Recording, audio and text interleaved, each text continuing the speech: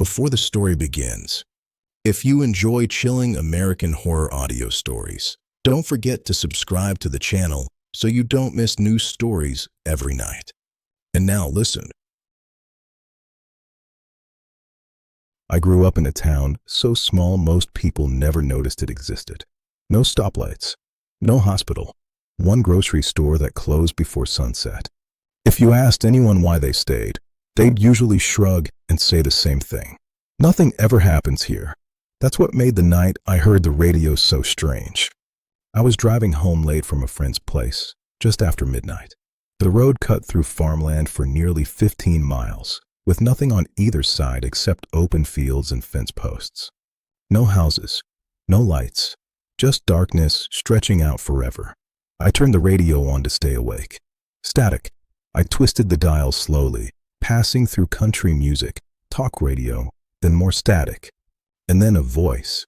Not a song, not a broadcast, just a man speaking quietly. "If you're hearing this," he said, "you're already closer than you think." I frowned and checked the station. No call sign, no signal name. "Hello," I said out loud, feeling stupid. The voice continued. "This town doesn't like being noticed," it said, "and it doesn't like being left." I laughed nervously and reached to change the station. The dial wouldn't move. The voice didn't stop. "It always starts with the road," the man said. "Long enough to make you forget where you're going." That's when I realized something. He was describing the road I was on. The fence posts, the way the fields dipped slightly to the left, the old tree line near the creek. My grip tightened on the steering wheel. "This is recorded," I muttered. "It has to be." But the voice paused, then said my name. My foot eased off the gas. The engine hummed too loud in the silence. "How do you know that?" I whispered. The voice breathed in slowly. "We hear everything out here." My headlights caught something ahead. A man standing in the middle of the road. I slammed the brakes. The truck skidded to a stop just feet from him. He didn't flinch, didn't blink, just stared at me through the windshield. The radio crackled. "That's not where he stands," the voice said calmly. My heart dropped. The man in the road tilted his head slightly, then stepped aside, as if taking direction. I hit the gas and drove around him. I didn't look back. I didn't slow down. But the radio stayed on. "The first mistake," the voice said, "is thinking you're leaving." The road didn't end. It should have. I'd driven it my whole life. But that night, every turn led to another stretch of empty road. No intersections, no landmarks, just the same fields repeating themselves. I saw houses eventually, lights on, curtains drawn, people standing behind the windows, not moving, watching me pass. The radio spoke again. "They won't wave," the voice said. "They're listening." My phone buzzed. No service, but a voicemail appeared. I didn't open it. I already knew what it would be. Finally, I saw the town sign. My town. The paint was fresh, too fresh. The population number scratched out. The radio volume dropped. The voice softened. "You can stop now," it said. "You've been very cooperative." I pulled over without meaning to. The engine shut off. The silence rushed in. Then I heard it. Footsteps. Not running. Walking. Circling the truck. I stayed frozen. Hands locked on the wheel. The radio clicked once more. "We don't need your body," the voice said. "Just your attention." Something knocked on the driver's window. Once. Gently. Most people think nothing ever happens at a gas station. Especially not the kind that sits alone off a highway, marked only by a faded sign and a mile marker most drivers don't even notice. Mile marker 203. That's where I worked the night shift. I took the job because it was quiet. Too quiet, most nights. No crowds, no traffic, just the hum of the soda cooler and the ticking clock behind the counter. The nearest town was 30 miles away. After midnight, the highway might as well not exist. That night started like any other. I locked the restroom at 11:45 p.m., checked the pumps. Made coffee I knew no one would buy. Then, just after 12:30, a car pulled in. Old sedan, dark color, headlights left on. The engine stayed running. That was the first thing that bothered me. A man stepped out, tall, broad shoulders. He didn't look drunk, didn't look tired, He just stood there for a moment, staring at the building like he was counting something. When he came inside, the bell rang. He didn't acknowledge me, went straight to the cooler, grabbed a beer, set it on the counter. "ID," I said. He smiled, a slow smile. "You don't really need that," he replied. "I do," I said. "Policy." He leaned closer, lowered his voice. "Not out here." My stomach tightened. I held my ground. He stared at me for a long moment, then reached into his pocket, pulled out his wallet. Normal ID, normal name, normal face. I rang him up. He paid in cash. Didn't leave. "You here alone?" he asked casually.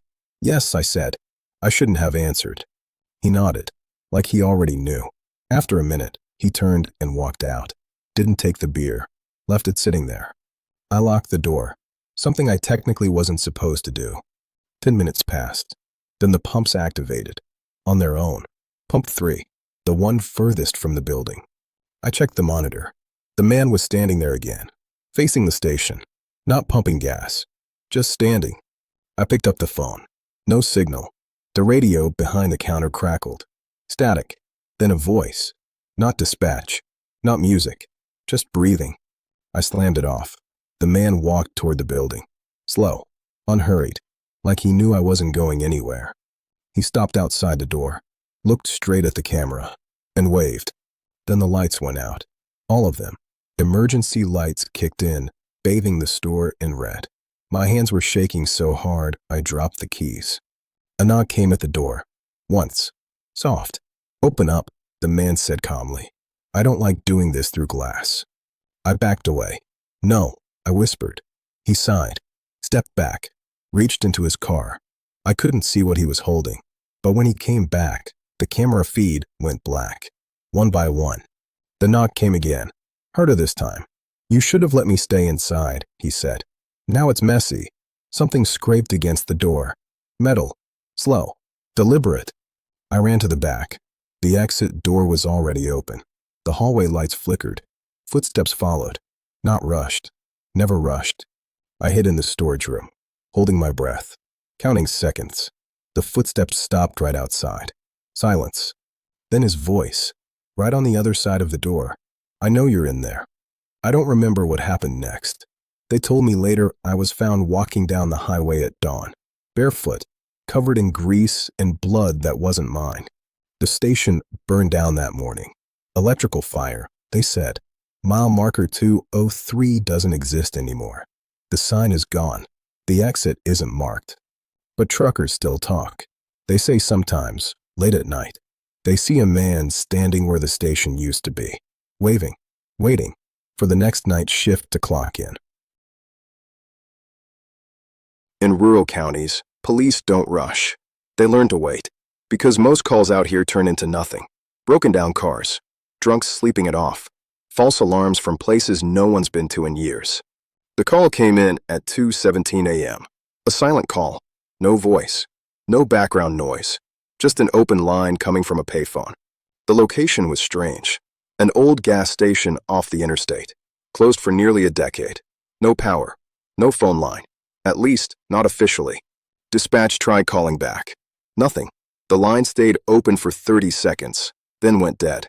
Protocol said we had to check it out, so they sent me. I was already on highway patrol that night. The road was empty. No traffic. No lights except my own headlights stretching into darkness. As I closer to the location, my radio started acting up. Static bursts. Half words. Like someone was trying to speak, then stopping. The gas station appeared suddenly. No sign. No lights.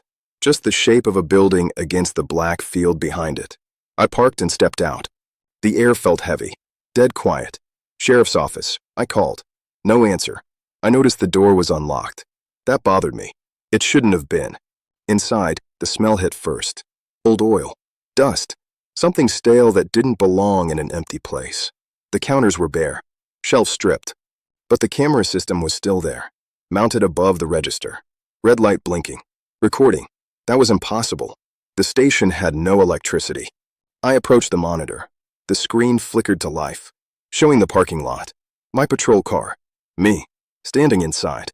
Then the screen switched. Another camera angle. The pumps. Empty. Another angle. The back hallway. Dark. Then it switched again, to a view I didn't recognize. A narrow room. Concrete walls. No windows. Someone was sitting in a chair, hands cuffed behind their back, head down, breathing. My radio crackled. Dispatch came through, tense. Unit 12, status check. We lost your GPS signal. I'm on scene, I said slowly. There's someone here. Silence. Then dispatch spoke quietly. Unit 12, there's no officer assigned to that call. I froze. I was dispatched, I said. No, she replied. There's no record of that call. The monitor flickered again. The person in the chair lifted their head. It was me. Same uniform, same badge, same face, bruised, sweating, eyes wide with panic. I stepped back, heart pounding. This isn't funny, I whispered. The radio turned on by itself. Not dispatch, a man's voice. Calm, professional, like he'd done this before. You found the cameras, he said. That's usually when they realize. Who is this? I demanded. We keep the roads quiet, the voice replied. Accidents don't get reported. Missing people don't slow traffic. I backed toward the door.